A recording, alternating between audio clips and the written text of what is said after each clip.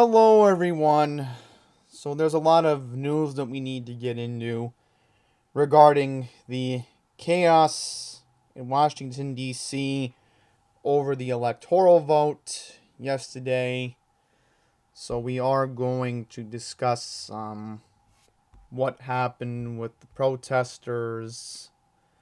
We are also going to discuss how this going too far has caused social media to suspend President Trump, Facebook specifically, until a week from Wednesday on the 20th. We also have some news from Georgia regarding the Senate runoff election and, of course, President-elect Joe Biden naming his Attorney General. So we're going to get into that all in this video. We're going to read from the Associated Press, since the Washington Post is just being too biased today. You would think the Washington Post claims democracy dies in darkness. Well, they're being biased. Alright, they're favoring one side. Versus, when I read from the Associated Press, they're just giving the general news. It's like I'm listening to 1010 Wins. So, let's get into what we have to read. I'm sorry to, get into that. By the way, here's something important to note. I won't read this article, but Betsy DeVos, the outgoing education secretary, is asking Congress to reject Biden's policies. So, I don't know how you can get away with that, but... Okay, so let's get into our first article. President-elect Joe Biden win confirmed after pro-Trump mobs stormed the U.S. Capitol on Wednesday. Okay, so I will zoom in so you all can read this. Congress confirmed. Let me just shrink this down. Congress confirmed Democrat Joe Biden as the president-elect winner early Thursday after a violent mob loyal to President Donald Trump stormed the U.S. Capitol in a stunning attempt to overturn America's presidential election, undercut the nation's democracy, and keep Donald Trump in the White House. Lawmakers were resolved to complete the Electoral College tally in a display to the country and the world of the nation's enduring commitment to uphold the will of the voters and the peaceful transfer of power. They pushed through the night with tensions high and the nation's capital on alert. So, I just want to read the important takeaways here. I don't want to really read the important article because we need to discuss how they tried to reject Arizona and Pennsylvania's vote. So, to give the official numbers, Vice President Michael Richard Pence presided over the joint session, announcing that the final electoral vote tally was 306 votes for Joe Biden of the state of Delaware and Kamala Harris of the state of California, and 232 votes for Donald Trump from the state of Florida, and 232 electoral votes for Michael R. Pence from the state of Indiana. So, there you go. That's the official tally right there. So, Trump said that there will be an orderly transition, so we will get into that in just a second. I think the Post may have mentioned something in D.C. Let's see. We may have to read that article. I do apologize, folks. We're going to have to pull up that Washington Post article I was reading earlier. Because they did specifically go into what had happened. So let me just shrink this. I do apologize. I'm having a little bit of a technical difficulty, so just stand by here. Can you zoom out? Okay, here we go. Here we go. Republicans at one point plan to object the Electoral College votes in a series of states won by Biden. But after storming at the Capitol, several GOP senators changed course, disputing only Arizona and Pennsylvania. I need to mention that as many of you know, Kelly Loeffler, the outgoing U.S. Senator from Georgia, had told the vice president that in good conscience she would not challenge the votes in Georgia. So, in terms of that, that was a stunning move on that behind. Alright, so I just want to note that this joint meeting, went until almost 4 o'clock in the morning. You heard me. This almost went down until 4 o'clock in the morning. So, I will get into the Trump thing in just a second. So, we'll move on. But that's an important thing to note. So, let's get into what happened in D.C. yesterday. So, the pro-Trump mob took over the president's office chair in the Senate.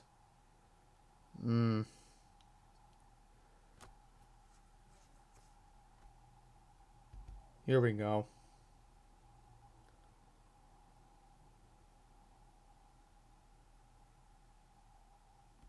So I don't really want to read this article. Is there something general that I can read? Let's see. Okay, the Post has something. The New York Post. Let's read this. Okay, let's see.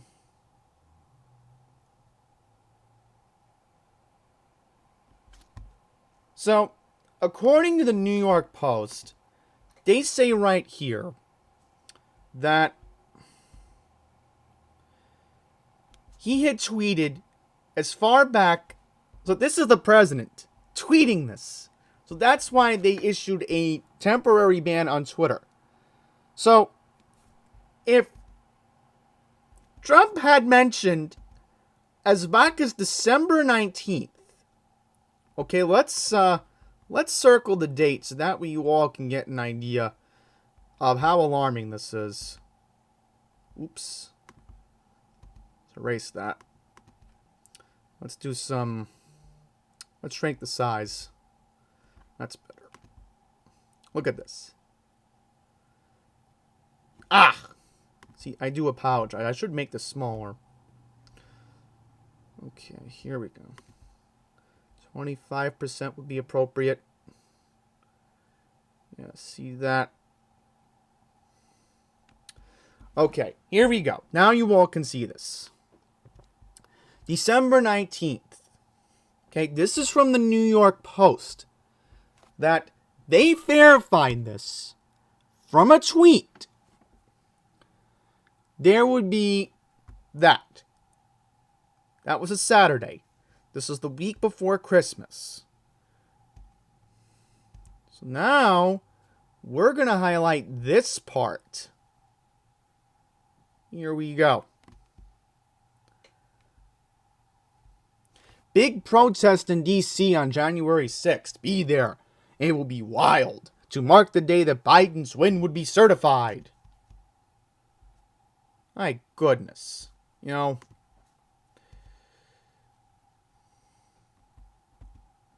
I mean, this is something that you cannot make up. So, here's the question that needs to be fairly asked. And this is just from, I guess, a logical point of view. If you had known that back on December 19th, and you were the Secret Service, and you were the CIA, the FBI, the Department of Homeland Security, I mean, wouldn't you want to, I do apologize. I don't know what is going on with this thing. That's better. So, people gathered at 6 a.m. outside the Capitol. 10 a.m., former New York City Mayor Rudy Giuliani rallied a crowd by saying he was willing to stake his reputation on election fraud. And if we're wrong, we'll be made fool up. So if we're right, a lot of them will go to jail. So let's have a trial by combat. Now, Trump, at this rally in front of the White House, we're going to walk down there, and I will be there with you. We're going to walk down to the Capitol, and we're going to cheer on our brave senators and congressmen. He did not walk with them as promised. So Trump already made another lie. Now, it says here at 1 p.m. that Biden's election win lawmakers were gathering in both chambers of the House and Senate. By 1:10 p.m., protesters had pulled down barriers facing the west front of the Capitol. Police ordered an evacuation of the Library of Congress, the Madison Building, and the Cannon House Office Building at 1:30 p.m. Within minutes, Trump supporters stormed the Sanctuary Hall, a room that separates the House and Senate. At 1:40 p.m., D.C. Mayor Muriel Bowser ordered a 12-hour curfew in the Capitol starting from 6 p.m. until 6 a.m. Just before 2:15 p.m., horrifying images and videos started emerging of rioters scaling the walls of the Capitol complex and charging past lines of clearly outnumbered cops.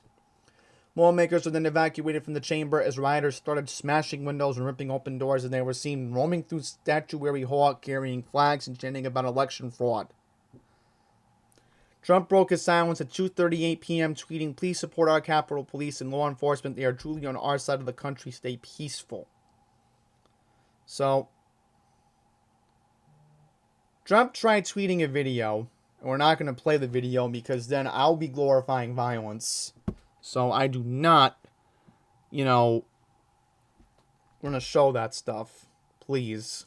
Because I know the video's out there of Trump begging people to go home, but technically, he's glorifying violence by pretty much saying that he still thinks this was a fraudulent election, right? But now the tide has turned for Trump. Okay?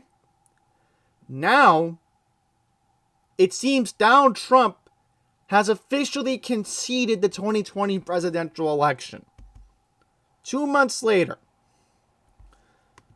So, what is Donald Trump thinking now? And this is why there's been a debate on the 25th Amendment, right? We'll get into that.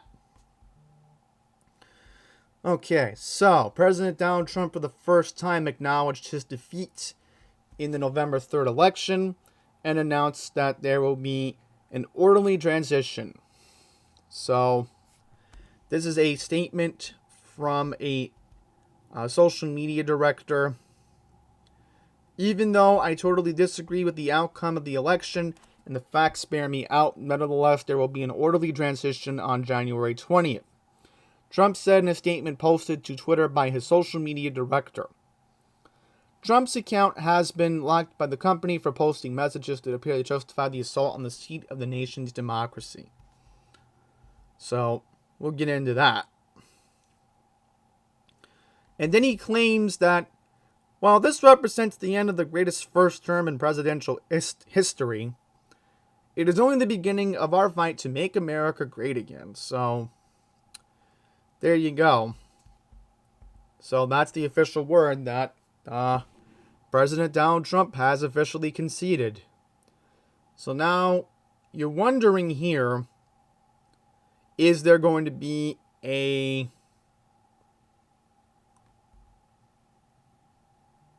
Yes, Trump's violated the oath. So, Schumer is now urging cabinet to oust Trump.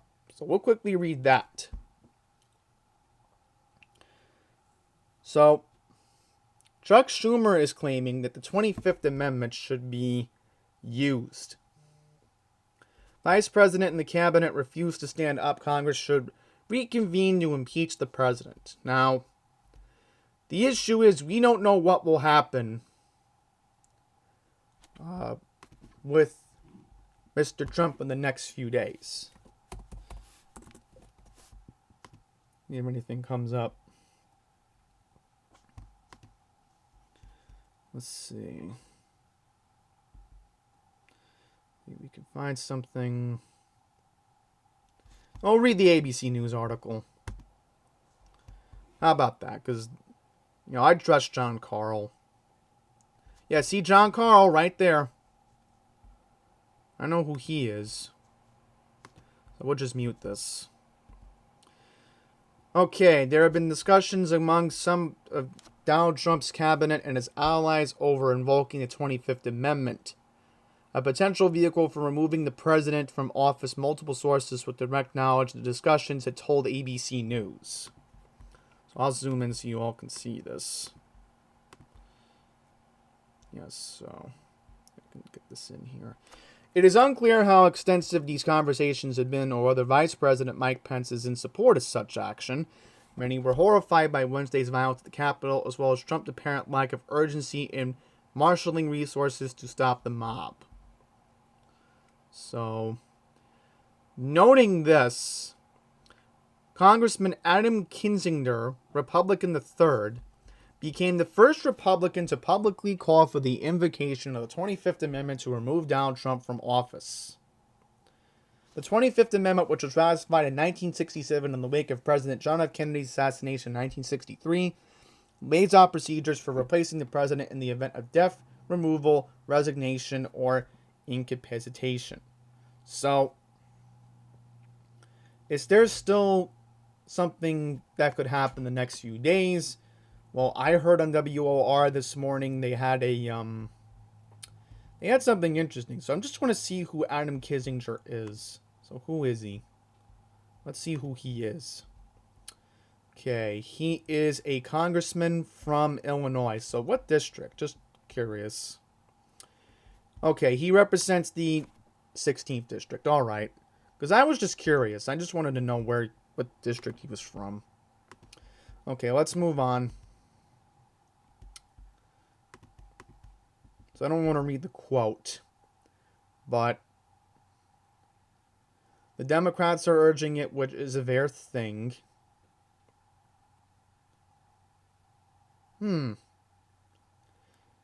Senator Chris Coons from Delaware told GMA3 what you need to know. If we're not going to use the 25th Amendment in this moment, then I'm not clear what it's really for.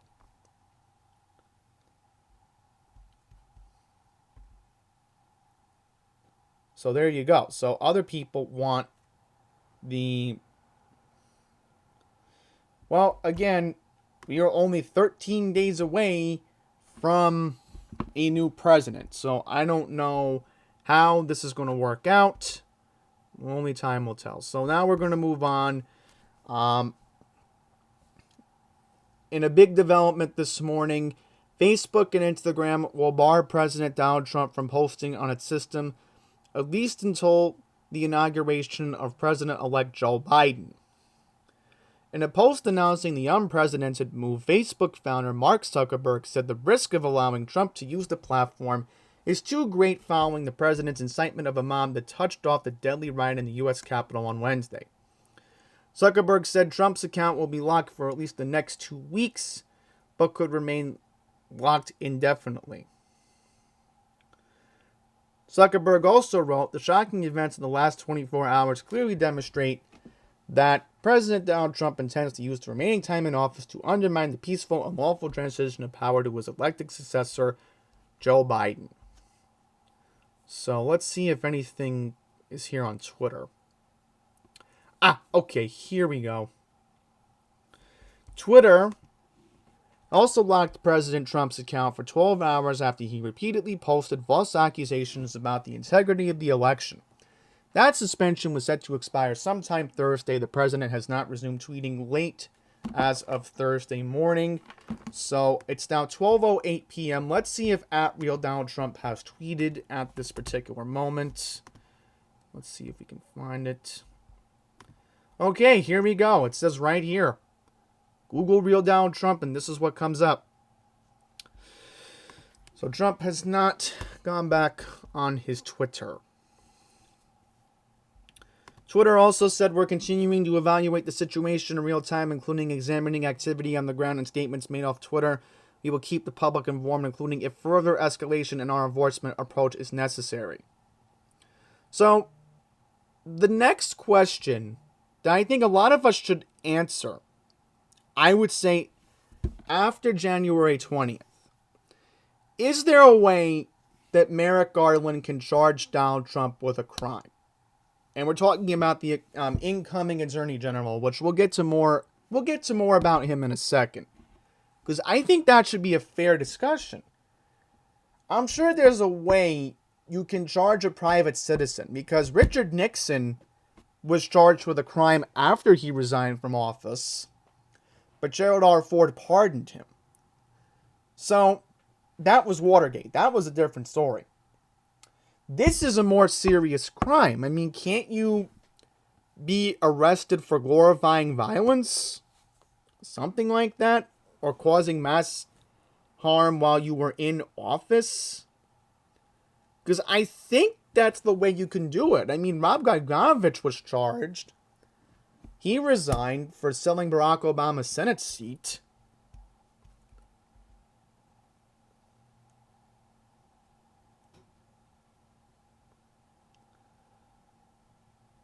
Very interesting.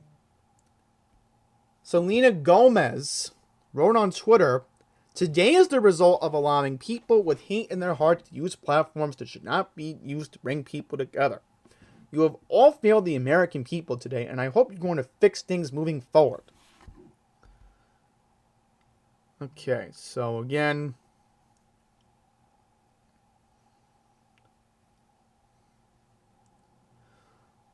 alright, so here we go. So, specifically, Twitter had said that future violations could result in a permanent suspension. The company required the removal of 3 of Trump's tweets, including the video in which he urged supporters to go home. But remember, in that video, he was still claiming that it was a fraudulent election, so that's why they took the video down.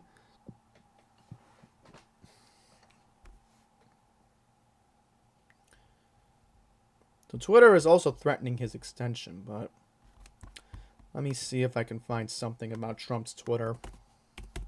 See if something is in the news about it, at least.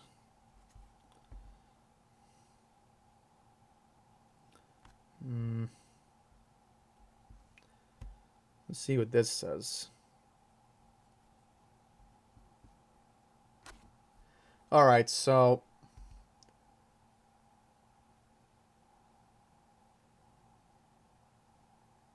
right.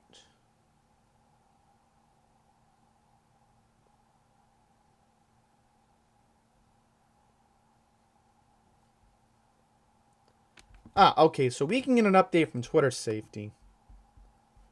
See if they have anything.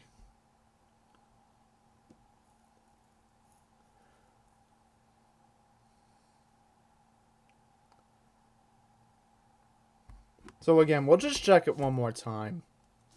Just for the heck of it. But if nothing has come out, then... yeah, see, nothing. Okay, so I guess we'll move on now to the news of Merrick Garland, because I think this is notable to get into. So, Joe Biden yesterday officially announced that Judge Merrick Garland will serve as Attorney General in the upcoming administration. So, this is very important. Now, another question I would like to know, can Pete Bharara be reinstated as... let's see, I'll look him up. Pete Bharara. Let's see what he's up to now. Let's see what we can find out.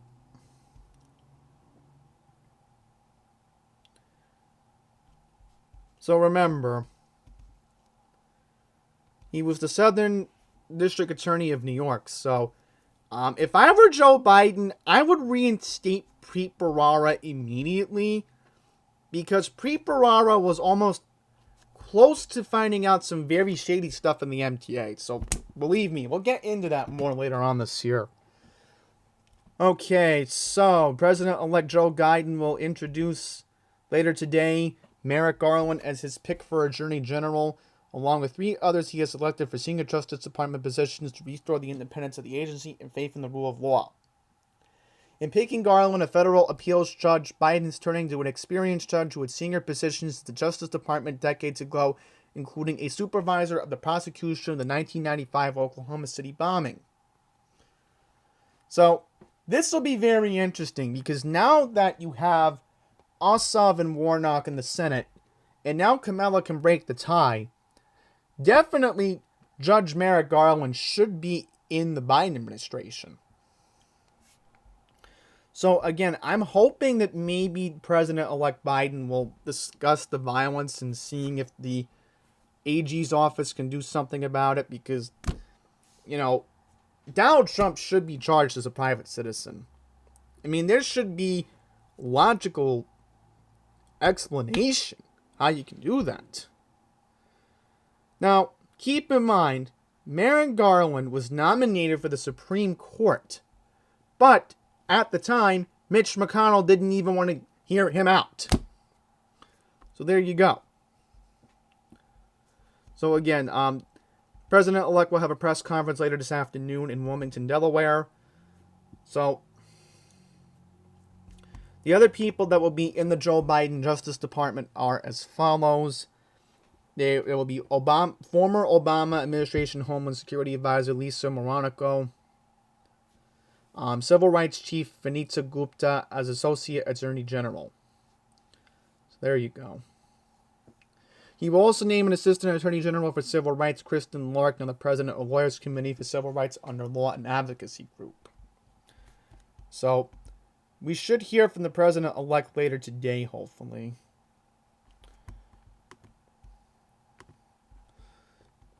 And lastly, let's get into the big news from Georgia. The Reverend Raphael Warnock and former news journalist Jon Ossoff have won their respective Senate races. It is also important to note that yesterday on the floor of the Senate, Kelly Loeffler officially conceded to the Reverend Raphael Warnock. So that was a very bold move on her behalf. David Perdue has not conceded his race yet. So I just want to see if we can get the results from Georgia. I don't think we can get the numbers. Okay, I can't get you the numbers at the moment, so let's see if we can pull it up.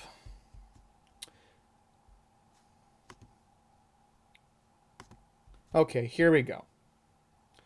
So according to the Associated Press, Jon Ossoff won with 50.4% of the vote, 2,241,340. Dave Perdue got 49.6% with 2,204,574 votes. The Reverend Raphael Warnock. Hang on for a second. Right, these are updated numbers. 50.8% of the vote, 2,260,290. So that's 2 million. I do apologize. 2,260,290.